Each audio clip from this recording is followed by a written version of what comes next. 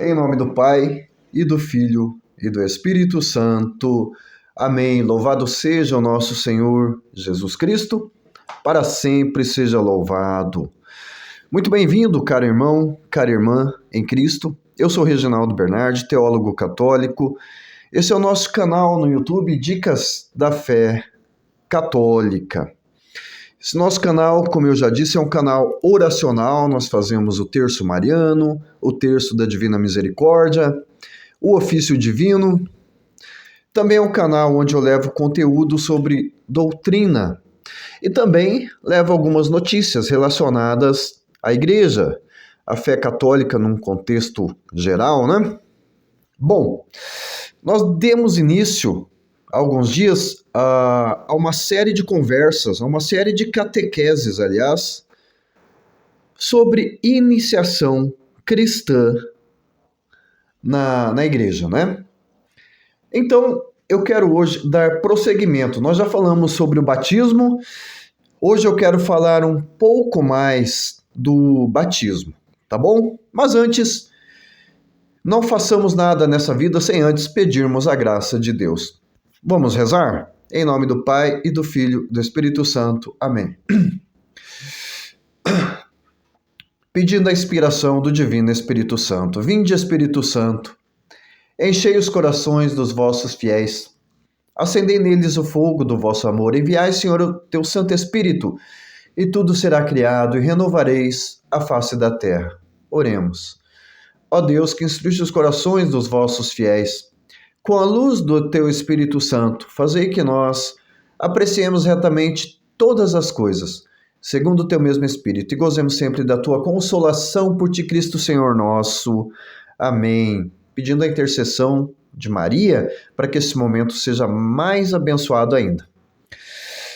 Ave Maria, cheia de graça, o Senhor é convosco, bendita sois vós entre as mulheres, e bendito é o fruto do vosso ventre, Jesus.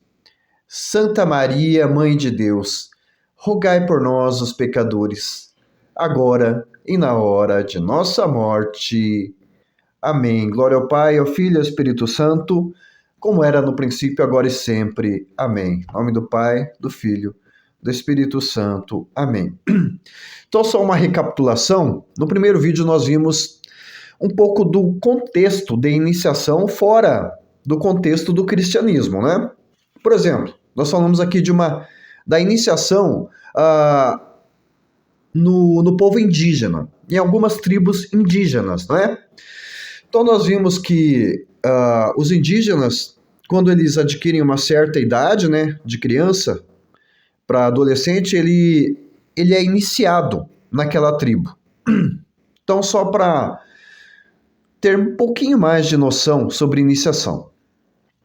Esse guerreiro indígena, como que é a iniciação dele? Ele é apresentado àquelas pessoas que estão mais tempo, aqueles guerreiros da tribo, né? E aí eles fazem, tem todo um rito, né? Eles dançam com suas armas, suas flechas, suas lanças, assim, com o corpo todo pintado, usando até máscaras, aquelas penas, assim, não é? E eles fazem todo um rito de iniciação ali. Mas a iniciação mesmo de um guerreiro indígena, como que é? Ele sai para a floresta e ele tem que ficar sozinho nessa floresta durante alguns dias. E durante alguns dias ele vai viver daquela floresta. Por exemplo, vai ter que comer caçando, né? Vai ter que beber água aí onde ele achar. E lá na floresta ele vai passar por toda espécie de tormento, né? Picadas de inseto, quem sabe até picadas de víboras, de cobras, não é? Ele vai sofrer muito até se tornar o caçador da tribo, até ser iniciado na caça, na pesca e tudo mais, até ser iniciado para se tornar uma liderança para aquela tribo. Por que eu estou contando isso? Voltando agora para o contexto cristão. Na iniciação cristã de adulto, é necessário todo um sofrimento também nessa iniciação. Um sofrimento pior do que picada de insetos, pior do que picada de cobras, pior do que passar fome, pior do que ficar isolado. Qual que é esse sofrimento? É o sofrimento do deserto. O que é isso? O sofrimento da renúncia. A partir do momento que você recebe o batismo, que você é iniciado nessa iniciação cristã, seja criança, seja adulto, nesse caso aqui mais os adultos, né? Você tem que renunciar ao mundo. Renunciar a todas aquelas coisas que você já conhece, a todas aquelas coisas que você dificilmente abrirá a mão. Por isso eu digo que é pior do que a iniciação de um indígena, tá? Então, na iniciação cristã de adulto, você é iniciado com o sacramento do batismo, só que é claro, tem toda uma catequese, tem toda uma caminhada, né? E aí, a partir do batismo, ele é a porta que abre, a chave que abre as portas da igreja para você. Sem o sacramento do batismo, você não recebe os demais sacramentos. Então, catequistas, eu fui catequista durante muito tempo, fui convidado recentemente a ser catequista na Catedral Nossa Senhora de Lourdes, pelo pároco recente de lá, mas não estou atuando. Estou tendo muitas atividades aqui no meu canal, estou tendo muitas atividades como estudos, por exemplo. Acabei de fazer uma colação de grau em Curitiba, estou caminhando já há muito tempo na filosofia também, então não estou tendo muito tempo, tá? Mas enfim, catequistas. Para você iniciar uma pessoa adulta, por exemplo, iniciação cristã de adultos, tá? Você vai ter o teu catequizando, teu catecúmeno ali. O que você vai ter que fazer com ele, catequistas? Só uma dica. Essa aqui é só uma pequena dica para os catequistas que atuam em paróquias. Você vai ter que, muitas aspas aqui, você terá que despilo do mundo. E como que você vai fazer isso? Despir essa pessoa do mundo para revesti-la de Cristo, para revesti-la das coisas do alto. Eu sei que, como catequista, eu, assim, fui muito testado, né, ali com os meus catequizandos e tal, durante muito tempo, mais de 3 anos, quase 4 anos, como catequista. Então, eu sei que é uma tarefa árdua. Mas na catequese de adultos é mais ainda. Se aquela pessoa está apegada ao mundo, a uma vida desregrada, você vai ter que trabalhar, fazer que ele viva uma metanoia, uma transformação mental. Você vai ter que cancelar aquela mente pagã daquela pessoa, né? Despila daquela mente pagã para revesti-la das coisas do alto, para revesti-la de Cristo, né? É uma tarefa árdua. Bom, mas sim, nós vamos continuar falando hoje sobre batismo no nosso próximo vídeo. Claro, nós vamos falar sobre os outros sacramentos da iniciação cristã. Quais são os sacramentos da iniciação cristã? Batismo, Eucaristia, Crisma, tá?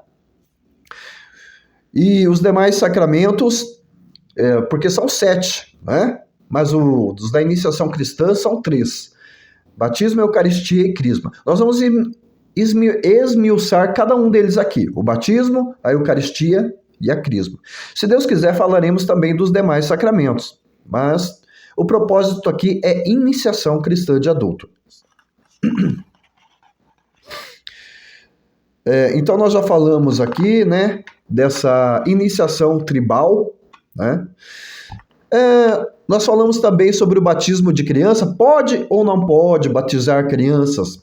Como eu citei ontem, Santo Hipólito de Roma e Orígenes ambos do segundo século, já falavam sobre batismo de criança.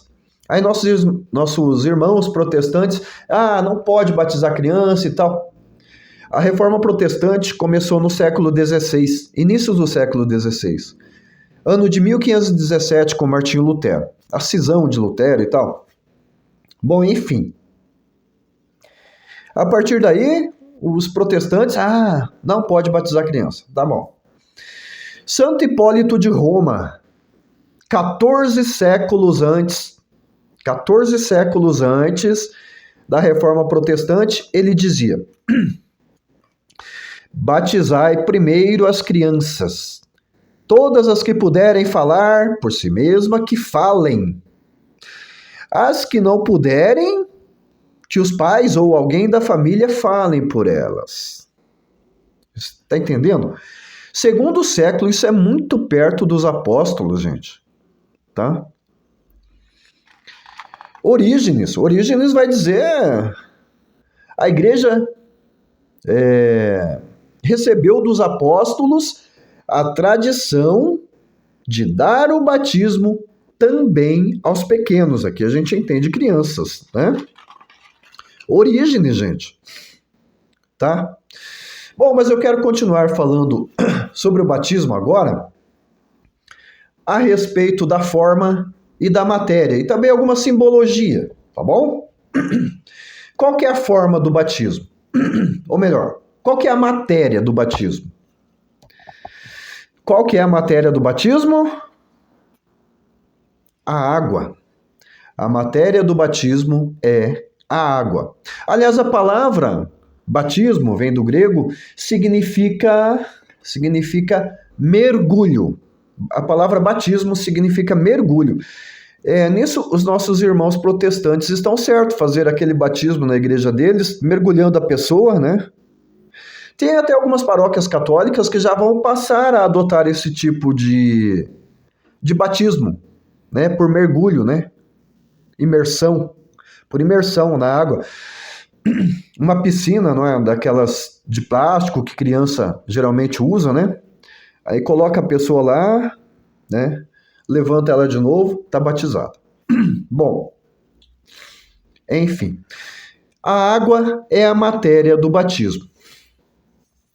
Agora, se você sair por aí despejando água na cabeça das pessoas, as pessoas estarão batizadas? Resposta: não. Porque o batismo também tem uma forma. E não é em qualquer lugar, mas ela tem uma forma. Qual que é a forma do batismo? São as palavras, gente. O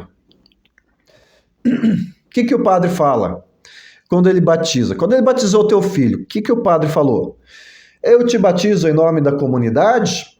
Eu te batizo em nome de fulano, em nome de Beltrano? Eu te batizo só em nome do filho? Eu te batizo só em nome do Pai? Eu te batizo somente em nome do Espírito Santo? Eu acho que você não ouviu isso, né? Porque se um padre um dia for batizar uma criança, um padre, um diácono, qualquer pessoa que seja, assim, de responsabilidade na igreja, que ela for batizar o teu filho, e ela disser, eu te batizo em nome do Pai, e não dizer Filho nem Espírito Santo, batismo não vale. Se ele disser, eu te batizo em nome da comunidade da paróquia tal, não vale. Tem toda uma forma. A forma do batismo é a seguinte: vai pegar a água e vai... Geralmente a gente faz por infusão, né? Não é a imersão ainda. Derrama 3 vezes um pouco de água na fronte daquela criança e diz, eu te batizo em nome do Pai e do Filho e do Espírito Santo. Aí o batismo vale. Esta é a forma correta. Entendeu? Então o batismo tem toda uma forma. E tem toda uma simbologia também, né, gente? A água, no Gênesis, nossa, tem uma simbologia. Eu quero falar sobre a água do batismo. A simbologia da água do batismo é a mesma simbologia da água do dilúvio. É a mesma simbologia da água do Mar Vermelho que Moisés abriu para que o povo de Deus pudesse atravessar e ser livre da escravidão do Egito, porque o Egito estava com carros de guerra ali, carroças, cavalos, armas atrás do povo de Deus, né? Então, Deus ali, através de Moisés, abre o Mar Vermelho e aquele povo fica liberto. Esse é o sentido, essa é a simbologia da água do batismo. No dilúvio, gente, olha só. A água, ela representa o simbolismo da água. Significa purificação e vida. A água lembra o dilúvio. O que é o dilúvio, gente? Todo mundo conhece o relato do dilúvio. Aliás, gente, nós estamos aqui para enfrentar um dos maiores El Niño, aquele fenômeno meteorológico, né? Dos últimos 150 anos, dizem os meteorologistas. Eu não sou meteorologista, não posso, enfim, falar sobre isso como profissional. Mas dizem que será um dilúvio, gente, aqui no sul do país. O que é o sul do país, do Brasil? Paraná, Santa Catarina e Rio Grande do Sul. Dizem que os nossos estados ficarão debaixo d'água. Dizem que a represa de Itaipu, só por Deus, para não acontecer uma catástrofe ali. Dizem que Santa Catarina vai ficar debaixo d'água. Aliás, o governador de Santa Catarina, Jorginho Melo, já tomou uma providência ali que está tomando todas as precauções lá em Santa Catarina, né? Por causa disso que os meteorologistas estão divulgando. O Super El Niño que vai causar muita chuva aqui no sul. Bom, nós estamos falando de dilúvio, né, gente? O que é o dilúvio, então? Como eu já disse, nós estamos falando do símbolo da água do batismo. Nós conhecemos o relato do dilúvio. O mundo, né, ficou submerso. Aliás, isso aí é simbólico. Nunca na face da Terra, o planeta todo ficou submerso, como a Bíblia relata. Houve alguns alagamentos? Houve. Mas não foi aquilo tudo. É o simbolismo, viu, gente? Mas o importante a Bíblia não é um livro de geografia, não é um livro de meteorologia. A Bíblia é um livro de fé, não é um livro de ciências, é um livro de fé. Temos, né? São historinhas, tá bom? Mas enfim, o dilúvio.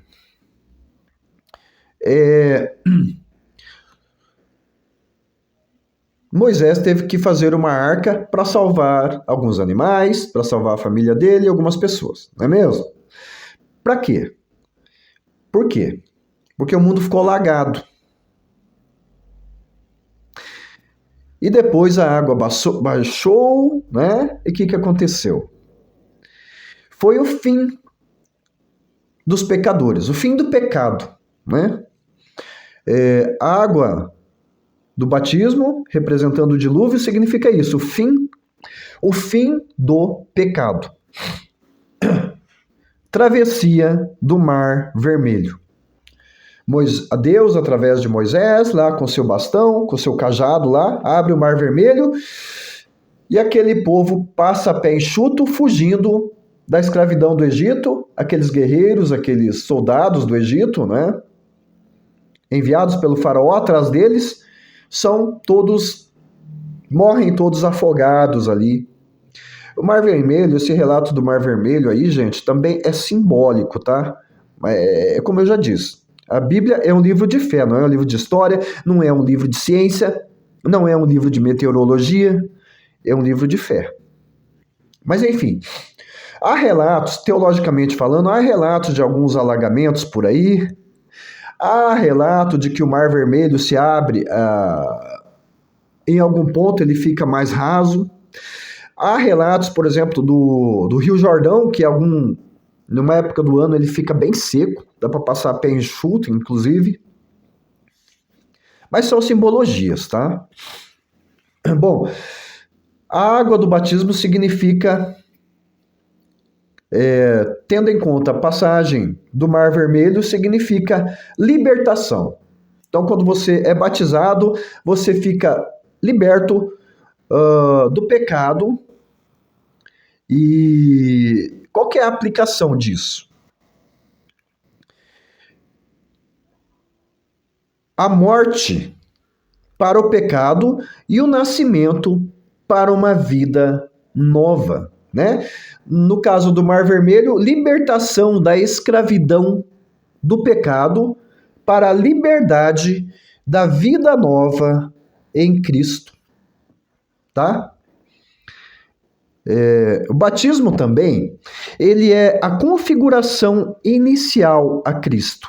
Sem ele, sem o batismo, não se pode receber os demais sacramentos. Uma coisa muito bonita, gente. A Igreja Católica, ela possui a plenitude dos meios de salvação, que são os sacramentos deixados para nós, deixados a nós pelo próprio Jesus Cristo. Todos eles, todos os 7. A partir do batismo, então, você tem acesso na igreja à plenitude dos meios de salvação. Você só vai se perder depois que você tiver a sua iniciação, estiver caminhando na igreja, você só vai se perder se você quiser. Porque na Igreja Católica você tem tudo para conseguir a tua salvação eterna. E é por isso, gente, que eu amo a Igreja Católica. Me formei em teologia católica. Tenho diploma aqui de universidade. Eu me formei em teologia católica, fiz a minha colação de grau. E o meu juramento de teólogo no Teatro Ópera de Arame, na cidade de Curitiba, no Paraná. Por quê? Porque eu amo a minha igreja. Logo em seguida, eu corri para a Catedral de Curitiba a tirar foto com o meu diploma, com o meu canudo lá, dentro da catedral, gente. Porque eu tenho um amor por essa igreja que, olha, Deus é testemunha.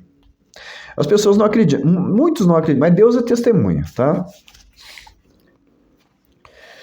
Então, gente, a partir do momento que do batismo, você tem acesso à plenitude dos meios de salvação. Por exemplo, o sacramento da reconciliação, o sacramento da confissão. Você, diante do padre, você desabafa, você confessa, você entrega todos os teus pecados, e o padre, eu te absolvo em nome do Pai, do Filho, você está absolvido para uma vida nova. Claro que daí pressupõe que você vai tomar um caminho certo, né? O padre te dá a bênção sabendo, tendo consciência de que você está convicto que não vai pecar mais. Não é mesmo? Não é assim? É assim. Mas como seres humanos que nós somos, não que seja desculpa essa para pecarmos, não. Nós somos limitados, mas temos que fazer tudo para viver uma vida santa, tudo para caminhar com Cristo. Mas se cairmos, levanta a cabeça, procura a confissão de novo, se confessa quantas vezes você tiver necessidade. Nem que for com o mesmo padre, ele está cansado de ouvir os teus pecados. Tá. Mas ele vai te atender de coração aberto. Por quê? Porque ali não é ele, gente. Uma coisa que nós temos que entender na igreja também, que o padre, ele age in persona Christi, ou seja, na pessoa de Cristo. Então, gente, não é ele ali que está te absolvendo, é o próprio Cristo. Não é ele ali que está te ouvindo, é o próprio Cristo. Ele é interlocutor. Por exemplo, um telefone. Antigamente nós tínhamos aquele telefone, né? De fio ainda, que a gente colocava assim, aquele telefone antigo, né? O padre é aquele telefone, é Deus de um lado da linha e você do outro lado. Mas ele, com as mãos abençoadas de sacerdote, dá a absolvição a você, mas é o próprio Cristo que está te dando a absolvição, tá bom? O sacramento da Eucaristia é o Cristo presente no meio de nós até a vinda dele, não é mesmo? Ele foi, mas ele ficou, né? O sacramento do crisma é a confirmação do batismo. Aliás, deixa eu explicar aqui, estamos falando do batismo, mas sacramentos da crisma da Eucaristia e do batismo, eles estão intrinsecamente ligados. Mas eu vou explicar isso aqui quando eu estiver falando sobre o sacramento da Eucaristia e da Crisma, tá bom? Nós ainda estamos no batismo. Então, o batismo, ele também é a configuração inicial a Cristo. Sem ele, não se pode receber os demais sacramentos. Ele nos garante o batismo, a filiação divina. Deixamos de ser apenas criaturas, passamos a ser verdadeiramente filhos de Deus. Por adoção. Filhos de Deus por Jesus Cristo. Passamos a ser membros da igreja. Pelo batismo, o batismo nos insere no corpo místico de Cristo, que é a igreja. O que é a igreja? Como eu já disse, a igreja não é aquela casa de oração que tem 4 paredes, tem o padre lá fazendo a homilia dele, né? Enfim. Essa é a igreja com I minúsculo. Porque a igreja com I maiúsculo somos eu, você, somos todos nós, todo o povo de Deus, batizado, cristão, é a igreja católica. Tá? Bom, gente, acho que eu já falei demais, não é? Simbologia do óleo. O óleo tem a simbologia de força, consagração e a presença do Espírito Santo. A veste branca significa pureza da alma, limpa os pecados, dignidade de quem ressuscitou com Cristo. No batismo nós ressuscitamos com Cristo. A vela. Qual que é o simbolismo da vela do batismo? A vela representa a luz de Cristo, assim como no Círio Pascal, né? Na noite da Páscoa, né? do sábado para o domingo de Páscoa, o padre, o bispo, entra com o Círio Pascal e levanta algumas vezes e ele diz em voz alta: luz de Cristo. Nós respondemos: amém. Né? Então, assim, o simbolismo da vela do batismo significa a luz de Cristo, que ilumina as trevas desse mundo. Já estou encerrando, tá, gente? Que eu já falei demais aqui. Bom, catequista. Mais uma vez eu quero reforçar isso para você, que é catequista numa paróquia, que tem uma responsabilidade. Prepara o seu catequizando, seja ele criança ou adulto. Prepara a cabeça dele. Vou repetir aqui. Você tem que despir o seu catequizando, seja ele adulto ou não, despir das coisas do mundo para revesti-lo das coisas do alto, das coisas da igreja, das coisas de Jesus Cristo. Tá bom? Obrigado por me acompanharem nesse momento. No próximo programa nós falaremos um pouco sobre o sacramento da Eucaristia. Tá bom? Continuaremos sempre unidos e reunidos em nome do Pai, do Filho, do Espírito Santo. Amém. Deus abençoe grandemente a todos e a cada um.